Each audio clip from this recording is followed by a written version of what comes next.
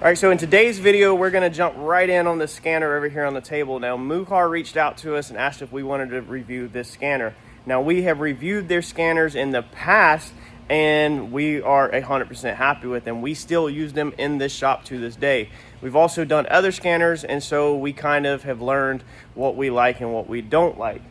Let's open this thing up and dive right in. So first off, this is the MUCAR 892BT. Now, all the links and everything you're going to need to know is in the description. When you get this thing, make sure the seal isn't cut. If it's cut, you need to contact the company and send it back.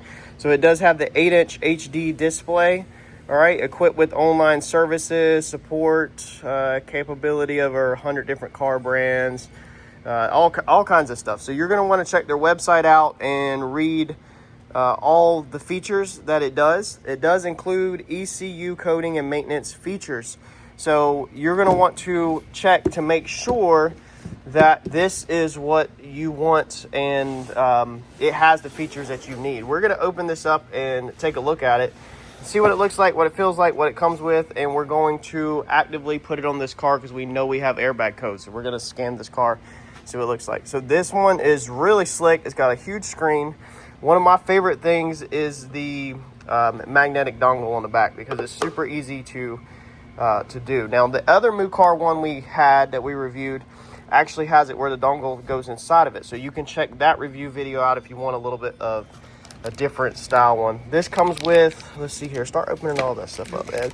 This comes with the ports that you need, and then this is going to be the electrical plug. Now, you'll need to switch this over to the country that fits yours, which for us is going to be the US. So that just slips in there, clips into place, and then you're good to go.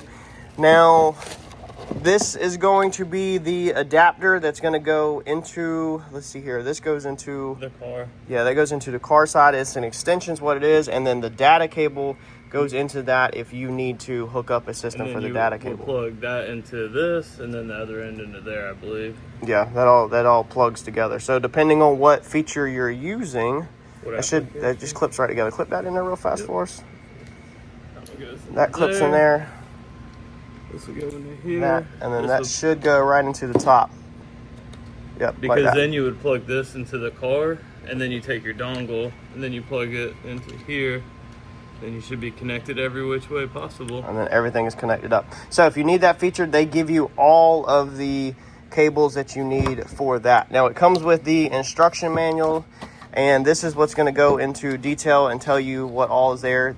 It comes with the, let's see here, the USB 2.0, the Type-C cable, the quick start guide, the F chassis plug, the network cable, and then of course the scanner, and that's everything it comes with. This one is going to be in multiple languages, so this is just a quick start guide.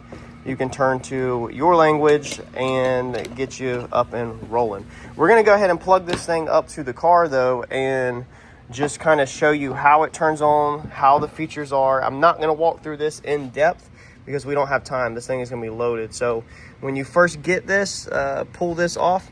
There also sometimes is a plastic screen protector on here, which I'm not seeing it right this moment. But if you do have a plastic screen protector on yours, then it should just come right off. But you can just leave it on there if it, oh, I think I can get it. If it doesn't bother you, you don't have to get it off. But sometimes you do want to go ahead and get these things off before age gets them, because then they're a pain in the butt to get off at a later date. So let's go to the car, and it should be as simple as plugging it in down low. Every car is going to be different, so some are going to be tucked in the center, some are going to be over by the console, some are going to be over to the left side of the car. So you'll just need to figure out on your car where your plug's at. Lights up and beeps once you do plug it in, as you can see. Okay, so the green light shows that we are in and we're connected. Let's go ahead and fire this thing up, y'all. Go ahead and turn the key on to the car also. And this thing will take a second to load, and you're going to need to set up your Wi-Fi also, which we can pause and try to do that because that's going to do all the updates. All right, so when it first turns on, you're going to select your language. So let's go ahead and select English for us. And then you're going to get this guy who's also going to walk you through stuff and let you know so you can follow his stuff. We can go ahead and exit that out. And it looks like that is going to be your customer service button up there. If you click that, that can get you some answers to your questions. So to update this thing to all the proper software, you're going to need to, again, connect to the internet. But we're going to go ahead and start out by scanning this car. So we will click enter. That's going to connect to the dongle that's down there. And then it will scan the car. And we'll walk through this and check if we have any pending codes or anything. We should have airbag codes. They're going to be soft codes, not hard codes. And this scanner should delete out the soft airbag codes. If they're hard codes, then that means that the car was in an accident and you'll have to send your module out to get it reprogrammed for airbag stuff. But for this one, we should just have soft codes, and this scanner should take care of them.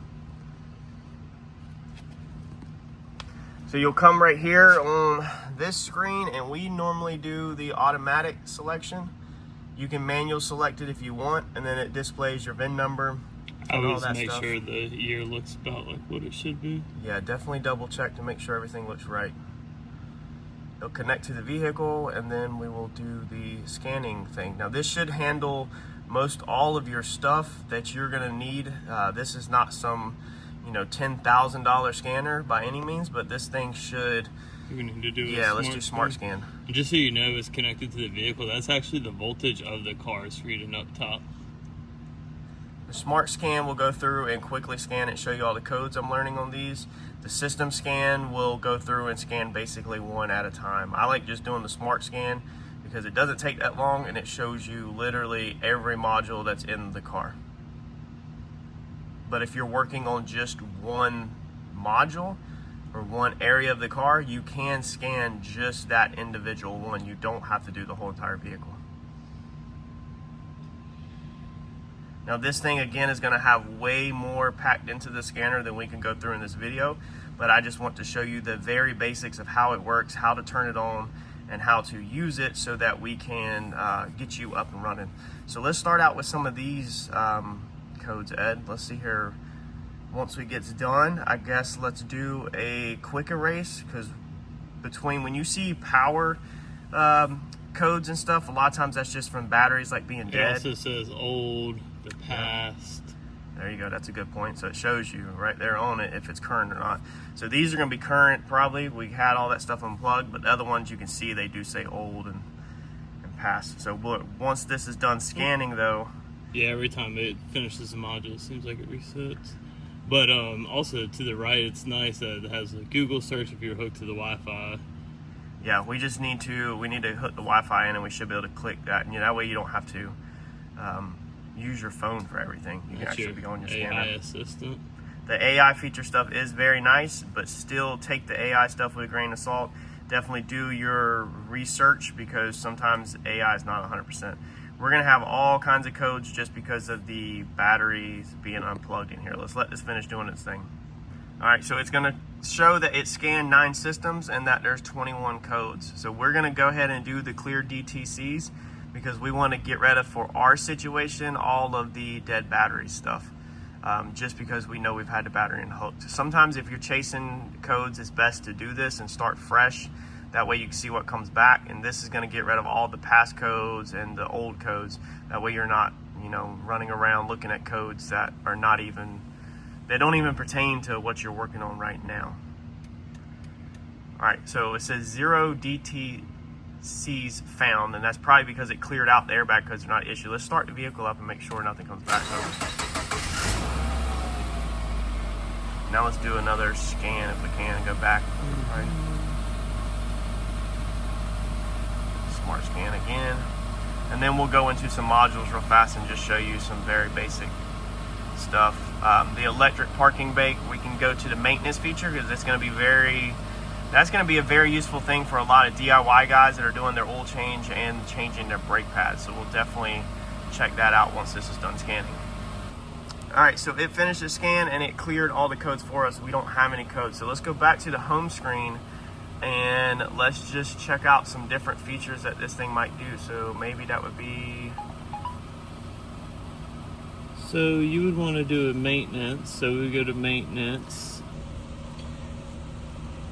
So it looks like we have injectors. If you have injector coding, yep, so it does injector coding. Let's just go through each one of them. Let's start back from the front one actually. Let's just click them all and see what we got. So the oil resets, air fuel ratio reset. So if you're having problems with that, or you change out your air fuel, anything to do with that, you can reset that. ABS is very helpful when you're bleeding and you're doing a brake job. That is going to be for diesel systems. Okay, so that is extremely helpful too. That's going to, let's see here, reset service can be used to command the ECU to perform a self-reset through commands. There are various forms of reset. So that's going to have to do if you're messing with the ECU. The EGR, if you change that out and you need to relearn your EGR, that will do that. FRM, next one.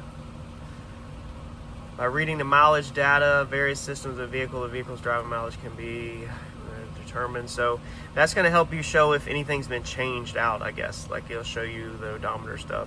There's another sensor reset. Odometer reset. So you'll be able to copyright or rewrite basically mileage is what it's claiming on this. We're not going to mess with none of this stuff on this car. Brake pad reset. So if your car does need to do, like it has the brake lights and you need to reset that after doing the brake light or the brake pads, you can do that.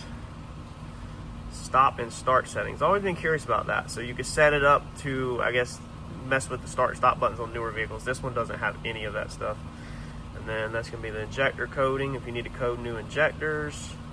Adaptive front light system reset. That's probably good for BMWs and stuff that has all the adaptive lights.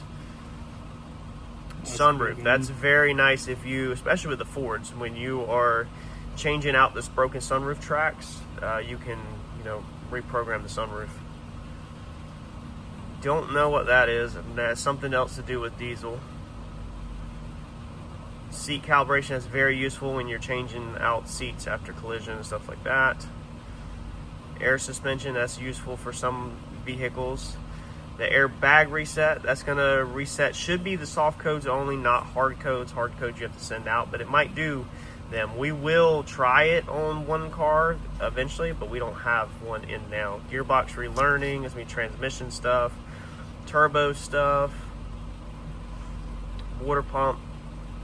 That's good for bleeding them on BMWs that have. Oh yeah, true. So if you have electric water pump, that should cycle it on and off. Battery matching. Okay, so that's going to be the battery matching feature. Not sure what the other feature was 100%.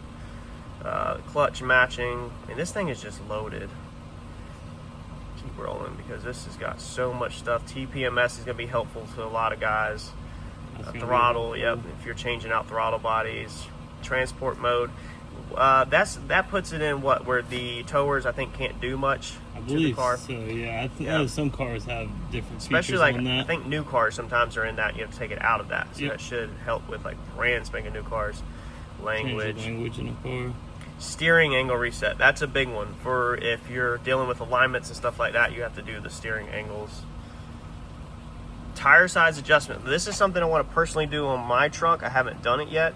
But I think this is going to change on trucks if you put larger tires on there, and it's going to recalibrate the speed. It's definitely what I need to do. The windows is a huge thing if your regulator goes out and you need to recalibrate the auto up and down. Anti-theft key matching. Learning key fobs and such like that. Now, I wonder if this will program brand new keys. Like if you cut a key. Add new keys, yeah. Okay, so we're going to have to try this stuff. If you want to ask us in the comments section, keep rolling through them.